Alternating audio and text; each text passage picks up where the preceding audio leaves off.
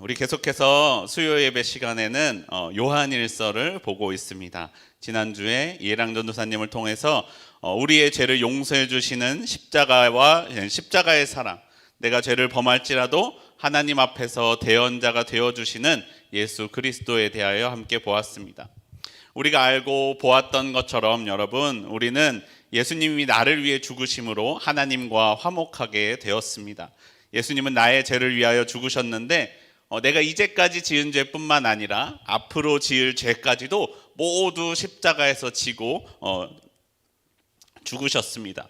과거의 죄와 현재의 죄는 물론이고 미래의 죄까지도 모두 용서해 주셨다라는 것입니다.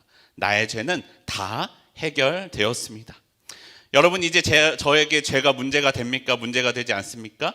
문제가 되지 않습니다. 죄는 더 이상 저를 죽이지 못합니다. 죄는 저에게 힘을 발휘하지 못합니다. 여러분, 얼마나 기쁘십니까? 그 어떤 죄도 나를 죽일 수 없다는 것입니다. 그 어떤 죄도 예수님의 용서보다 크지 않다라는 것입니다. 여러분, 오늘도 나를 용서해 주신 예수님의 사랑 가운데 살고 계십니까? 아멘. 감사합니다. 그런데 여러분, 이상합니다. 우리가 지난주 보았던 1절 요한일서 2장 1절 상반절 말씀을 보면 사도 요한은 우리에게 이렇게 말씀합니다. 요한일서 2장 1절 화면에 나온 만큼만 함께 읽어보겠습니다. 시작. 나의 자녀들아, 내가 이것을 너희에게 쓰면 너희로 죄를 범하지 않게 하려 함이라. 더 이상 죄는 나를 죽이지 못합니다, 여러분. 아니, 더 이상 죄가 나를 죽이지 못하는데 내가 죄를 범하지 않아야 할 필요가 있겠습니까? 네, 그렇다라는 것입니다. 죄는 나를 죽이지 못하지만 나는 죄를 행하지 않아야 합니다. 죄를 짓지 말아야 합니다. 우리는 계명을 지켜야 한다라고 우리에게 말씀합니다. 오늘 본문은 그에 대하여 우리에게 이렇게 말씀합니다. 요한일서 2장 3절과 4절 말씀입니다. 우리가 그의 계명을 지키면 이로써 우리가 그를 아는 줄을 알 것이요, 그를 아노라 하고 그의 계명을 지키지 아니하는 자는 거짓말하는 자요, 진리가 그 속에 있지 아니하되. 예수님을 믿는 사람은 예수님의 계명을 지켜야 합니다. 계명을 지켜야 합니다. 예수님의 계명을 지킬 때 우리가 예수님을 아는 것, 우리가 예수님을 믿는 것을 증명할 수 있습니다.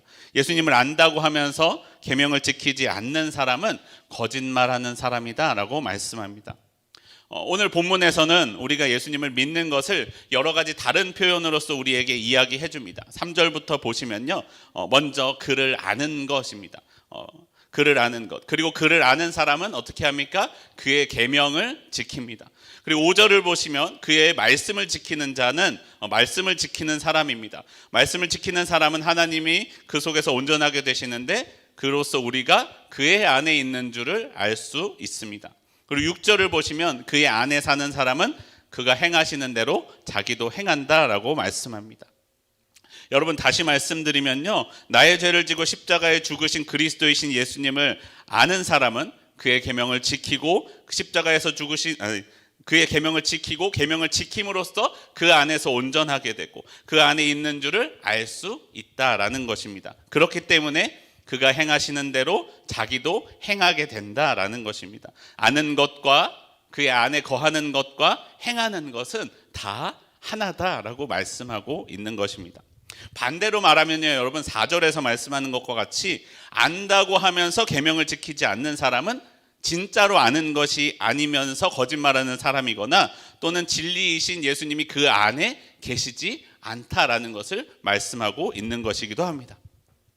여러분, 우리는 예수님을 믿음으로써 구원을 받습니다. 여러분, 예수님을 믿는 믿음이 우리를 구원해 줍니다. 내가 계명을 지키는 것과 율법을 지키는 것, 선을 행하고 도덕적으로 사는 삶은 구원의 조건이 아닙니다. 오직 믿음으로 우리는 구원을 받습니다. 나의 구원은 오직 예수님을 믿음으로 이루어집니다. 하지만 여러분, 선을 행하는 삶은 내가 구원받았음을 나타내주는 증거가 된다라는 것입니다. 내가 믿으면, 내가 정말로 믿었으면 선을 행하는 삶을 살게 된다라는 것입니다. 만약 내 안에 선을 행하고자 하는 갈망과 하나님의 계명을 지키고자 하는 거룩함을 향한 소망이 없다면, 그러한 소망이 없다면 내 안에 진리이신 예수님이 계시지 않다라는 증거가 된다라는 것입니다. 하나님은 죄와 함께 하실 수 없습니다. 그렇기 때문에 진짜 예수님이 내 안에 거하시면 예수님은 우리가 죄 안에 거하지 않도록 해주십니다. 내가 예수님으로 온전하게 되면 예수님처럼 나도 죄를 싫어하고 죄를 멀리하게 되는 것이 정상적인 모습이다라는 것을 우리에게 말씀합니다.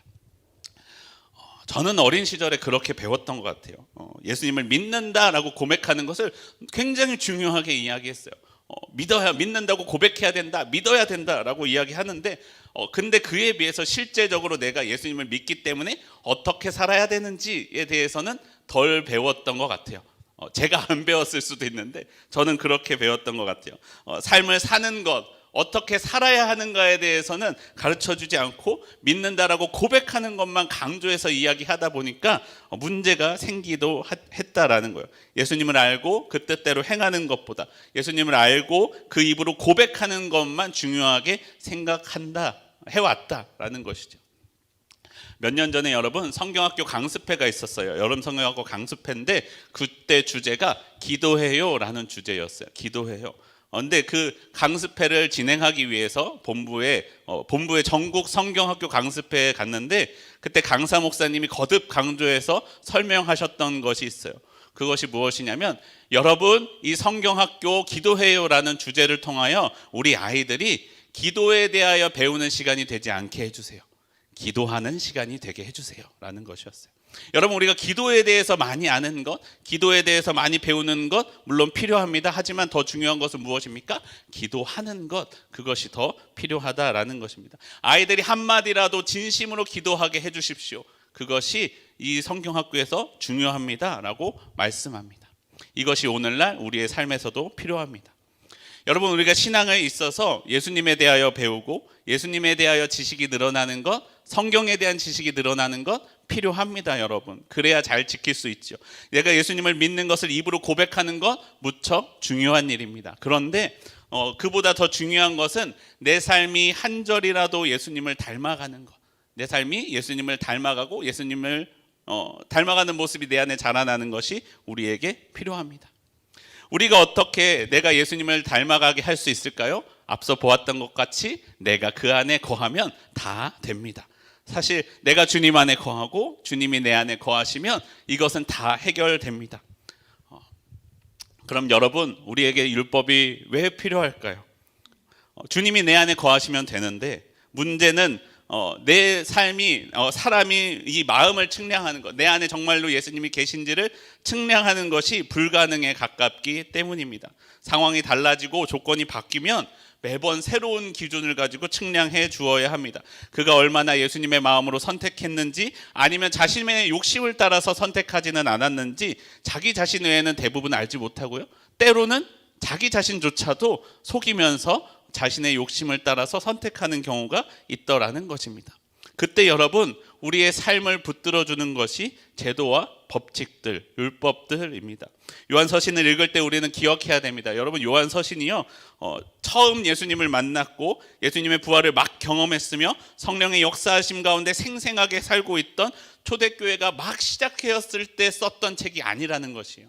그때 썼던 편지가 아닙니다. 성령의 역사하심으로 교회가 세워졌습니다. 그 교회는 처음에는 하나님의 은혜와 감격으로 만나고 모이게 되었습니다. 그때는 규모가 작았을 땐 그것만으로도 충분했습니다. 그런데 규모가 커지면서 사람들이 많아지면서 규율이 필요했고 규칙들이 필요했습니다. 그 규율과 규칙들은 교회가 서로를 더 잘 붙들어주고 예수님의 믿음 안에서 잘 세워지도록 세웠던 규칙들과 규례들이었습니다. 초대교회가 예수님 안에 거하시도록 하는 것들이 그 법칙들이었죠.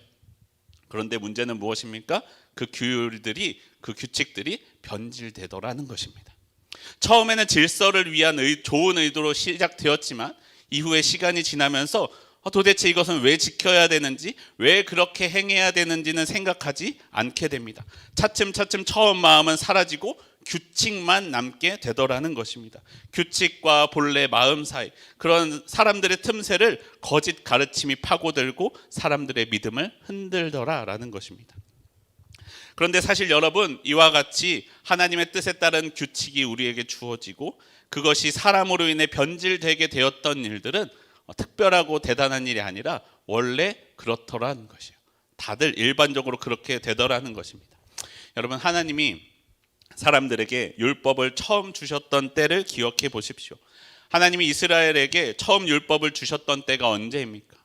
애굽의 강한 군대로부터 이스라엘을 자유하게 하셨던 출애굽의 그때였습니다. 홍해를 가르고 이스라엘을 건지셨으며 애굽의 군사들은 홍해에 빠뜨리셨던 그때였습니다.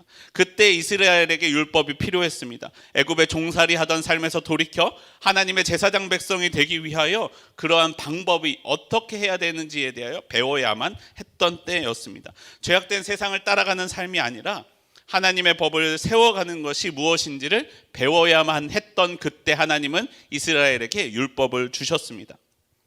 아마 이스라엘 사람들은 그 율법을 받으면서 지금 이스라엘 사람들이 역사하시는 하나님의 뜻 가운데 있는 은혜로 그 율법을 받았을 거라는 거예요. 그 법을 따라 살아서 더 이상 다시는 애굽에서 종노릇하지 말아야지, 나는 하나님의 백성으로서 살아야지 라는 것을 다짐하고 원했을 것이다 라는 것입니다. 율법은 이스라엘에게 고통과 매임이 아니라 기쁨이었다라는 것이에요. 하지만 이것이 시간이 지나면서 변질되게 됩니다. 그 안에 담긴 하나님의 뜻을 바로 알고 실천하기보다 그 율법 조문을 지키는 것이 더 중요한 사람들이 나타납니다. 율법 조문을 지키느라 그 율법이 본래 가르쳐 주려고 했던 하나님의 마음, 하나님을 사랑하는 것, 이웃을 사랑하는 것은 없어졌습니다. 율법적인 제도와 규칙만 남게 되는 것입니다. 이것은 본래 당시의 초대교회 사람들도 알고 있었고 지금 우리도 알고 있는 것입니다. 하나님은 우리에게 하나님의 자녀로 살아가도록 하나님의 법을 주셨습니다. 그리고 그 하나님의 법에, 하나님의 말씀에 순종할 때 나는 하나님의 자녀로서 살아가게 됩니다. 요한일서 2장 7절과 8절, 좀 길지만 우리 함께 한 목소리로 읽어보겠습니다. 요한일서 2장 7절과 8절입니다. 한 목소리로 읽습니다. 시작. 사랑하는 자들아, 내가 새 계명을 너희에게 쓰는 것이 아니라 너희가 처음부터 가진 옛 계명이니 이 옛 계명은 너희가 들은 바 말씀이거니와 다시 내가 너희에게 새 계명을 쓰노니 그에게 와 너희에게도 참된 것이라. 이는 어둠이 지나가고 참빛이 벌써 빛이 미니라. 하나님은 율법을 주사 삶의 빛을 비추어 주셨습니다. 죄가 죄로서 드러나게 해주셨고요, 죄가 죄임을 알고 더 이상 죄를 짓지 않을 수 있게 해주셨습니다. 내가 피해야 할 일은 무엇인지, 내가 해야 할 일은 무엇인지를 가르쳐 주신 것이죠. 죄를 짓건 말건 상관없이 사는 사람들처럼 사는 것이 아니라 하나님이 주신 율법에는 하나님의 자녀를 향한, 죄를 짓지 않고 살아갈 수 있는 방법에 대해서 말씀이 담겨 있는, 하나님의 사랑이 담겨있는 말씀이다라는 것입니다. 그런데 어떤 사람들이 이 하나님의 사랑을 율법 조문에 묶어버렸다라는 것입니다. 예수님께서 여러분 바리새인과 서기관들과 계속해서 분쟁하신 이유가 무엇입니까? 바리새인과 서기관들, 대제사장들이 하나님을 사랑하지 않았기 때문입니까? 그렇지 않다라는 거예요. 그들도 하나님을 사랑했을 거예요. 물론 그 중에는 자신의 욕심으로 하나님의 말씀과 율법을 사용하는 사람들도 있었지만요, 여러분 사도 바울 같은 사람을 보십시오. 사도 바울은 진짜로 자신의 모든 것을 들여가며 하나님을 사랑하고 그 율법을 지키기 위해 애썼던 사람이었습니다. 그런 사람들이 사도 바울만 있었겠습니까? 또 있었을 거라는 거예요. 그런 사람이, 그 말씀 율법을 지키기 위하여 싸웠던 그 사람이 하나님을 사랑하지 않는 것이 아니라 하나님을 사랑하는데 그 방법이 잘못되었더라는 것이에요.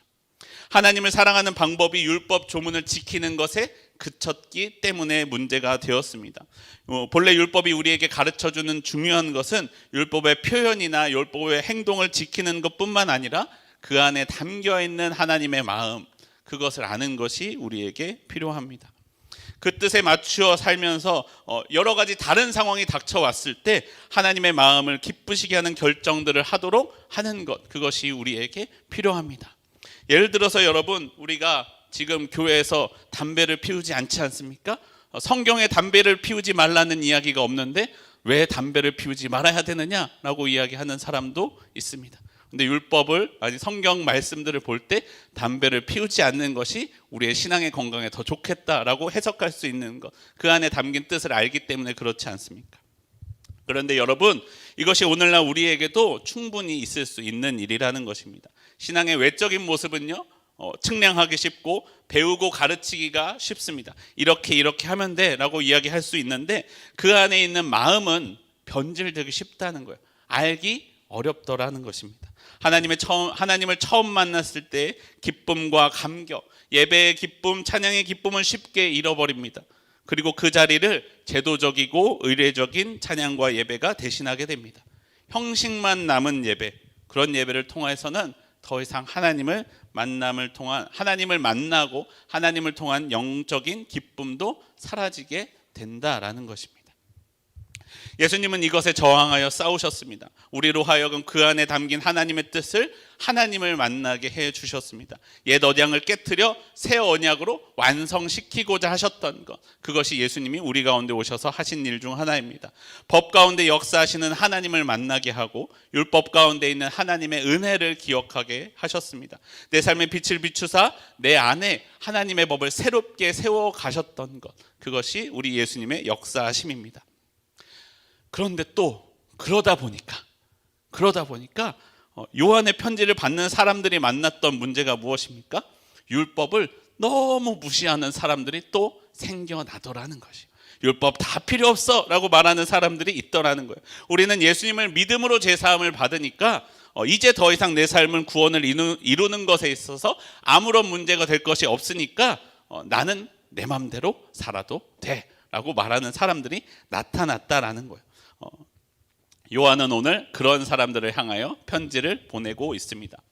요한일서의 편지의 내용에 있는 말씀들은 첫날에 이정진 목사님께서 말씀해 주신 것과 같이 소위 영지주의라고 불리는 사람들의 주장이 이와 같았습니다. 영적인 지식과 영적인 고백만이 중요하고 육신의 삶은 중요하지 않다라고 말하는 사람들이 있더라는 것입니다. 믿음은 고백하지만 삶은 변화되지 않는 사람들이 생겨났다라는 것입니다. 그들은 더 이상 회개하지 않습니다. 하지만 요한 사도의 가르침과 같이 이것은 또한 하나님의 뜻, 하나님의 법을 잘못 해석한 것 중 하나다라는 것입니다. 예수님이 우리에게 가르쳐 주신 것은 그와 같지 않습니다. 마태복음 5장 17절 말씀 함께 보겠습니다. 마태복음 5장 17절 우리 함께 한 목소리로 읽겠습니다. 시작. 내가 율법이나 선지자를 폐하러 온 줄로 생각하지 말라. 폐하러 온 것이 아니요 완전하게 하려 함이라. 예수님은 율법을 무시하지 않으셨습니다. 오히려 율법의 본질적인 뜻을 완전하게 하시기 위하여 오셨다라고 말씀하십니다. 그리고 덧붙여서 말씀합니다. 마태복음 5장 20절입니다. 우리 함께 보겠습니다. 시작. 내가 너희에게 이르노니 너희 의가 서기관과 바리새인보다 더 낫지 못하면 결코 천국에 들어가지 못하리라. 여러분, 우리가 무시하는 그 바리새인과 서기관보다 내가 더 낫지 않으면, 그들은 행동만 그렇지 않습니까? 라고 말하는 그들보다 내 의가 더 낫지 않으면 우리는 천국에 가지 못한다 라고 말씀합니다. 하나님을 사랑하며 하나님의 법을 지키려고 하는 서기관과 바리새인의 그 마음은 비록 제도적이고 형식적일 뿐이지만 그렇게 지키고 있는 그들보다 내 의가 못하다면 우리는 천국에 들어갈 수 없다라고 말씀합니다. 우리는 하나님의 법을 지키려고 힘쓰므로써 내 안에 계신 예수님을 확인하며 내가 그 믿음으로 살아갈 수 있게 된다라는 것입니다. 그렇기 때문에 여러분, 더 이상 죄가 나를 죽이지 못한다고 할지라도 범죄하지 말아야 합니다. 나는 더 이상 율법의 조문에 매인 몸이 아니지만 그 율법에 담긴 하나님의 뜻을 깨달아 그 법을 지키며 살아야 합니다. 그것이 예수님을 아는 사람, 예수님 안에 거하는 사람이다 라고 우리에게 말씀합니다. 그렇다면 여러분, 예수님이 굳이 우리가 이제까지 지은 죄뿐 아니라 앞으로 지을 죄까지도 미리 용서해 주신 이유는 무엇입니까? 우리가 마음껏 죄를 짓고 살아도 된다라고 말씀하시는 것이 아니라 우리로 하여금 죄로 인해 두려워하지 않게 하시기 위함입니다. 여러분, 내가 죄를 마음껏 지어도 되는 것이 아니라 죄로 인하여 두려워하지 않게 하시기 위함이다라고 말씀합니다. 죄로 인하여 벌벌 떨면서 살지 않게 해주십니다. 어떤 목사님은요, 이것에 대하여 이렇게 표현해 주셨습니다. 예수님이 지을 죄까지도 용서해 주신 것은 마치 안전 그물과 같다라고 말씀합니다. 여러분, 한 장 넘겨주시면 사진 좀 보여주시겠어요? 이게 서울랜드에 있는, 서울대공원에 있는 리프트인데요. 놀이동산이나 스키장 같은 데 가면 리프트를 보시면은 밑에 보시면 안전그물이 있습니다. 안전그물은 내가 혹 떨어져도 나를 안전하게 붙들어주는 그물이죠. 문제가 있어도 그 안전그물에 떨어지면 다치지 않고 우리는 무사할 수 있습니다. 여러분, 저 안전그물을 보면서 무슨 생각을 하십니까? 아, 안전그물이 있으니 좀 떨어져 봐야 되겠다. 이상하죠. 이렇게 생각하는 사람은 없는 것이 당연하다라는 것입니다. 안전그물이 있기 때문에, 안전하기 때문에 내가 마음 편히 옆 사람과 대화하고 주변의 풍경도 살펴볼 수 있고 두려워하지 않고 목적지까지 갈 수 있게 해주는 것이 안전그물의 역할이다라는 것입니다. 예수님은 우리에게 안전그물을 주셨습니다. 내가 예수님을 믿어도 나는 여전히 완전하지 못할 수도 있습니다.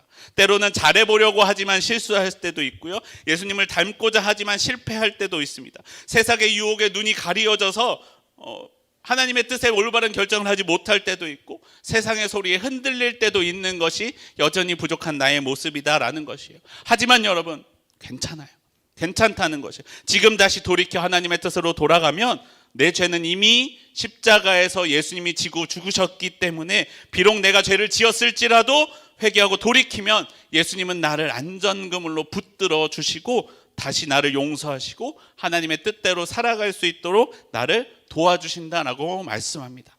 여러분, 안전그물이 있다고 막 뛰어내리는 사람이 저절로 하나님의 뜻을 따라 살게 되는 것이 아니니, 일부러 죄를 저지르면서 회개하면 되니까 괜찮아 라고 하는 사람에게 역사하시는 것이 아닙니다. 그는 오히려 예수님이 그 안에 거하지 않는 사람이다라는 거예요.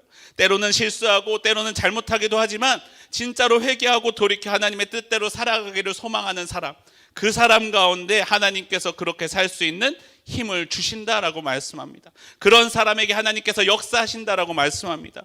여러분, 내가 범죄하면 하나님이 나를 또 용서해 주십니까? 네, 용서해 주십니다. 여러분, 내가 죄를 지어도 용서해 주십니까? 네, 용서해 주십니다.